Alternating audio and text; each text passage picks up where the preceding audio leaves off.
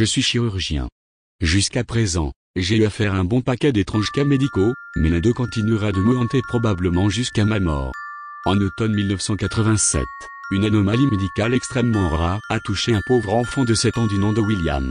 Je travaillais en tant que chirurgien en chef, dans la petite ville de Montrose dans le Colorado. William était allé chez son pédiatre pour se plaindre de fortes douleurs venant de son ventre.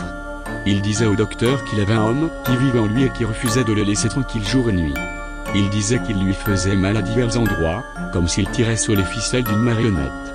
On pouvait le voir souffrir et pleurer dans le bureau du médecin, suppliant qu'on le soulage de ses douleurs atroces. Sa mère était extrêmement inquiète. Le docteur a donc procédé à un examen complet mais n'a rien trouvé d'anormal. Il a simplement dit à la mère de le ramener à la maison et lui a prescrit de puissants antidouleurs. Quelques semaines se sont écoulées, tandis que la douleur du garçon empirait. Le docteur ne savait plus quoi penser.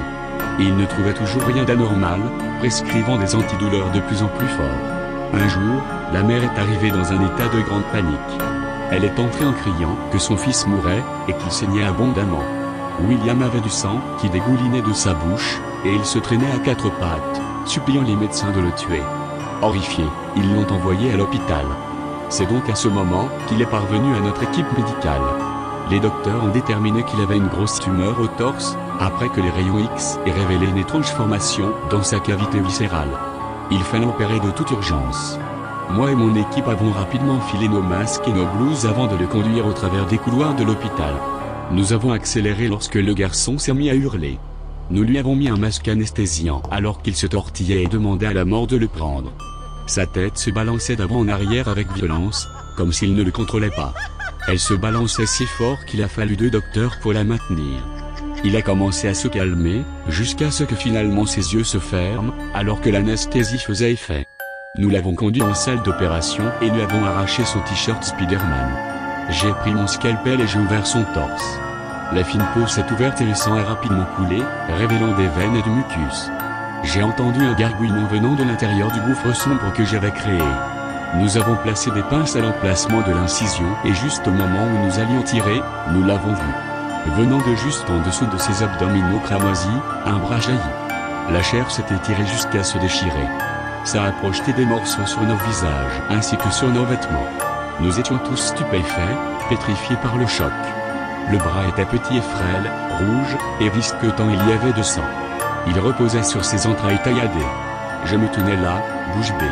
Mon souffle restait coincé entre ma gorge et mes poumons. J'ai pris mon scalpel en tremblant puis j'ai ouvert la blessure plus profondément.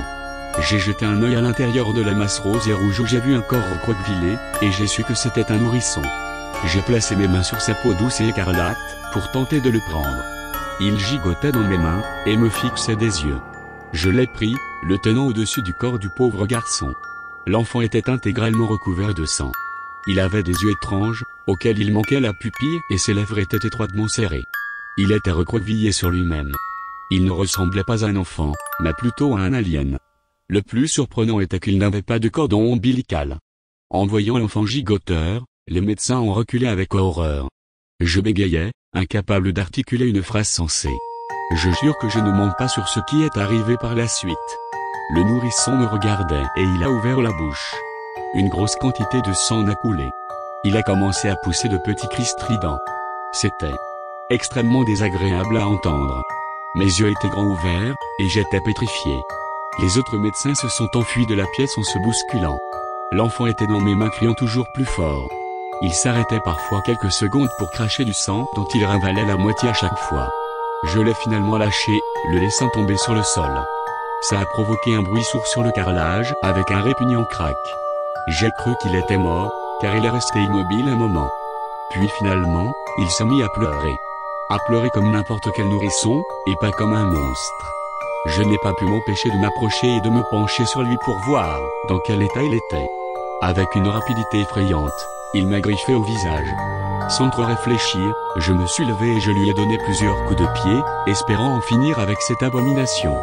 Quand j'ai été sûr qu'il ne respirait plus, je me suis laissé tomber au sol et je n'ai pas bougé pendant plusieurs longues minutes.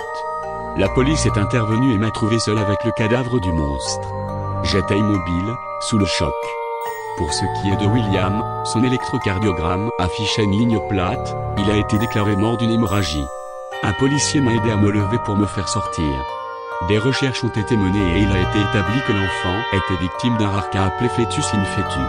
Cela apparaît quand, durant la grossesse, des jumeaux sont procréés et l'un d'eux se fait envelopper par l'autre, devenant un parasite. Quoi qu'il en soit, ce n'était pas un humain. Nous n'avons jamais pu en savoir plus sur lui car quand les policiers, moi et d'autres médecins sommes retournés dans le bloc une vingtaine de minutes plus tard, le corps de la chose avait disparu.